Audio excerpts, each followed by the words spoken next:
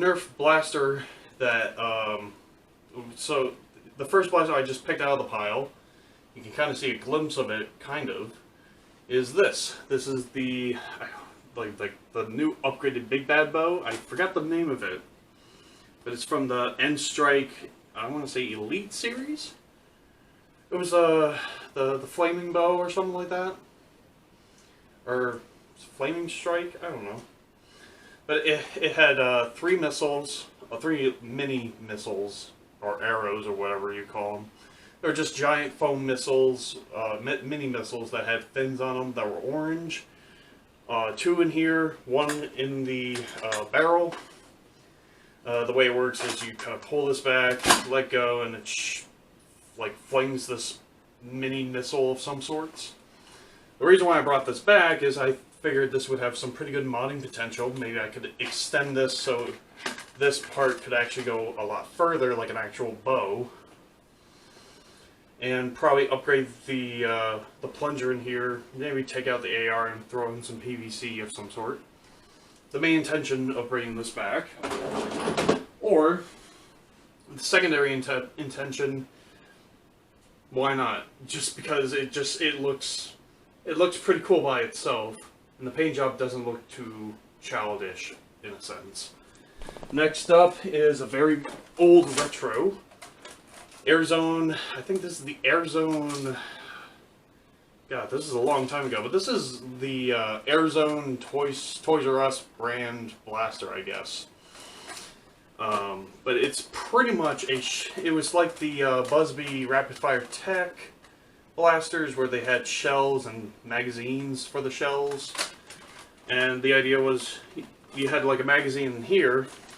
The release is right, yeah, it's right here. Release is here.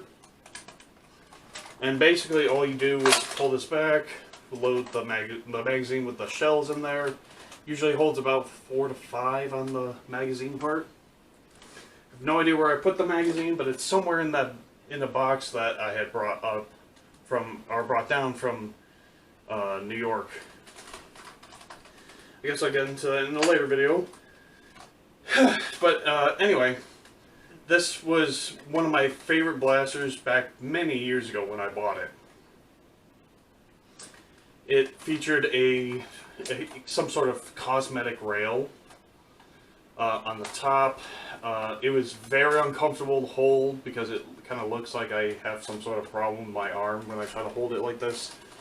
But the idea was, as far as loading it, you threw a magazine with shells in it, push it back, pull the trigger, and as soon as you went to reload the next one, as soon as you got to this point, the shell was already ejecting. The empty shell was ejecting out while the new shell was getting fed in as soon as you push it back.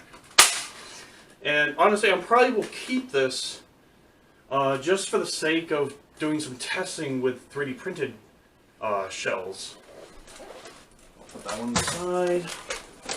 Also, I'm having a tongue twister here.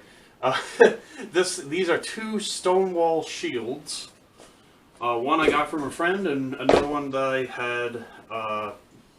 No, one I had bought with the dagger, which I think I brought up, and the other one I did buy from a Goodwill. Next up, and I'd probably use that for like an armor cosplay kind of thing. Attach it as some sort of like makeshift samurai armor. Next up is the Flip Fury from Nerf Zombie Strike. Now, this is just cool how it flips, but you can only do it like once every 3 seconds to kind of give it time. Because if you went too fast, well, I guess you could go too fast. But for me, it would get to this point or somewhere in that point, and I'd have to kind of re-click it again. But I brought this back probably for just parts, honestly. This in particular is not my favorite blaster. I don't know if I've reviewed it in the past, but at some point I will. And if I have already, then it's going to be used for parts. Anyway, Next up, I think this is another Airzone blaster from Toys R Us. The way this one worked is there is a channel here. You threw a dart and then rotate the barrel, throw a dart in, and etc. Looks like for about, I want to say 8, it's an 8-shot revolver. Now the weird part about this one, the priming's all in the bottom, just like the knockout from Nerf Rival. I can still pretty much spin it. These yellow buttons do absolutely nothing. They're more cosmetic. And the blaster's performance was pretty lacking.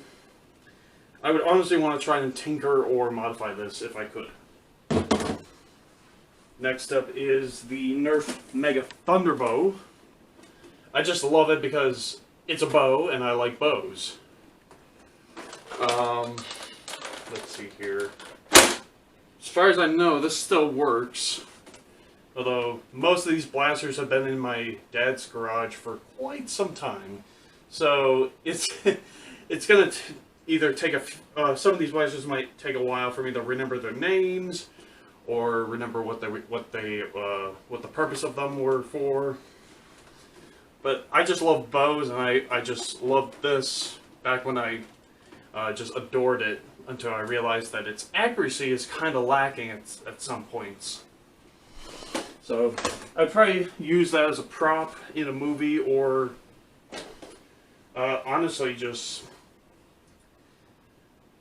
I don't know, I'm debating if I should modify it or trying to, I don't know, figure something out with it, but for the most part I'd just keep it like as a possible project. Of course, I somehow left this thing on with the on switch, with the switch on, so I'm going to turn that back off. Of course, my favorite joke about this Nerf blaster, not because it's a joke, I actually love this blaster, regardless if it sucks in Nerf Wars. It's just really cool to have, and just really cool to kind of be like an Arnold Schwarzenegger kind of guy, and just start yelling, "Get to the chopper!" Now the problem is that the new Nerf CS50 Titan from Nerf kind of replaces this. But then again, though, you don't have to carry like the 49 or 48 dart belts that you've modified back in the past, and yeah. And my favorite joke about this was the name of this blaster is called the Nerf Vulcan EBF 25. And I used to call it everybody's best friend, EBF. Everyone's best friend, -25, which sadly I'm 23. But anyway, I love this blaster because it was, why is the on switch popping up? So I like this blaster just mainly for its cosmetic looks, and the fact that it just, even though it sucks in Nerf Wars, it's still really cool to have. It's a good conversation piece for me. Let's see, next up, oh my god, I have more Airzone guns, or blasters. I have this, I think that had a really basic name. This is a Toys R Us Airzone blaster, and I think it was just called the Foam Dart Shooter, which is the most generic name possible. If I remember correctly, this is also modified. I think so. I think I modified this a very long time ago when I was still a noob at this modding idea. And I think all I did was take out an air restrictor for this one. So I'd probably go back to this blaster just to try and see what I could do to improve upon that. Maybe a better spring, or an upgrade, or an upgraded spring, or a double spring of some sort. Just make it a little bit more tougher, more powerful, project those darts further. It is a one-shot, however. So it's a one-shot, and then you have to take a dart and throw into some sort of breach loading mechanism. Ah, here it is. The Stonewall Sword, or for me, it's more of a dagger. Feels like a dagger, at least. No, that's about it. Oh my god, I have more Airzone Toys R Us brand blasters. So this, I think this is. Oh, I don't think this was the Airzone Hawk at the time, but I think it was like an Airzone Arrow launcher or foam launcher. It was another generic name, but it so much resembled a mini crossbow from the earlier Assassin's Creed games, after the first one, but before all the made up fake newer gen console games for Assassin's Creed came out. So somewhere in the Ezio phase, I guess. But yeah. So this is a Toys R Us blaster. So the way this one worked was you pull this thing back into your click, let go. Your trigger's here. You aim, and that's that. I think what I did with this is I took out the air restrictor, threw in CPVC, and super glued it, which was a horrible mistake because it still fit in nice and snug without it. Again, this was one of the rookie mistakes I made back in my modding career, I guess. Not career, but like path.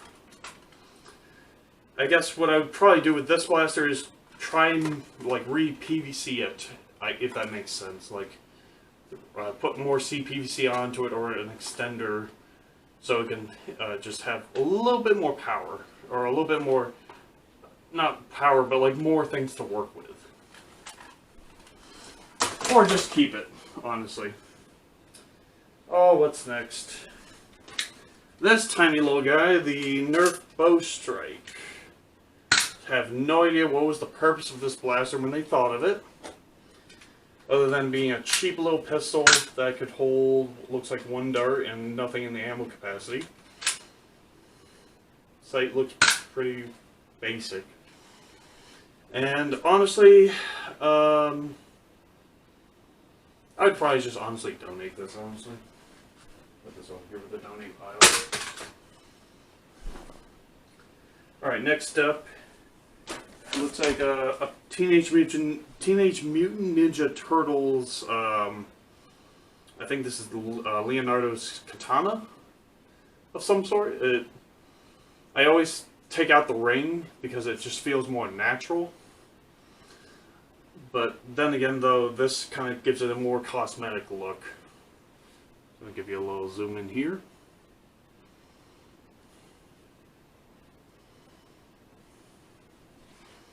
Again, I'd probably use this as a prop. Oh, let's see, we got 1, 2, 3, 4, 5, looks like 6 blasters left.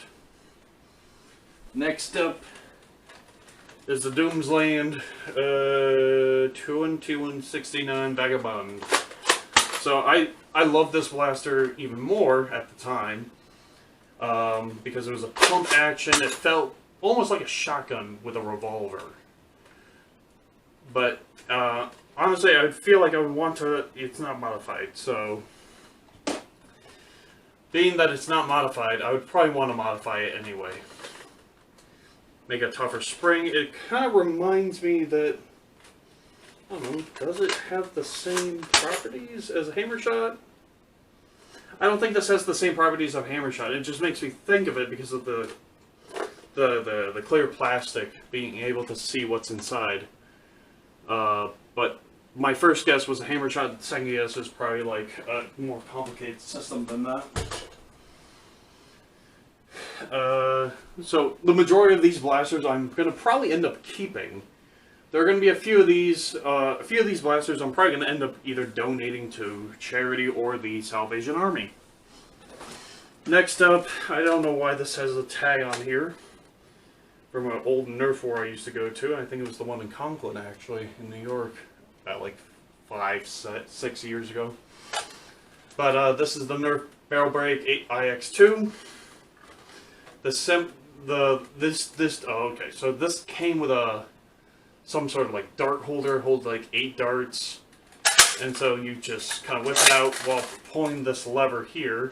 You kind of whip it and then push it down until it can't go no more. Throw in 2 darts. I think they were whistlers or any kind of dart.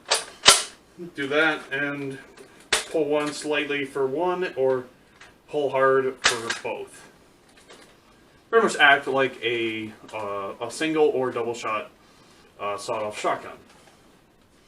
And I kept thinking like, oh, it's Gears of War. It's like, that's so cool. I need to get 2 of those. And I ended up getting 2 of those. This is probably from the recent review, either in this year or last year. This is, I believe, the Zombie Strike nail biter. So, in the shape of a nail gun, it is okay. I apologize for jumbling up my words and having a hard time talking. I'm very tired, but I just want to get this video out. So, the way this works is you pull this thing here, what I think is like a massive trigger. As you pull it, it kind of primes and then reloads the next chamber and then fires as soon as you pull all the way back. Or maybe I mix up that stuff. So yeah, so it kind of gets ready, moves the dart up 1, and then as soon as I do a full pull and release, it kind of shoots the dart out, which is pretty cool. I think the one problem that I said in the review is the tactical rail is all the way at the bottom. There's a barrel attachment and stock attachment, but no front sight. Not even like a side panel that you could add like an angled sight to it. Still really cool. Interesting concept. Alright.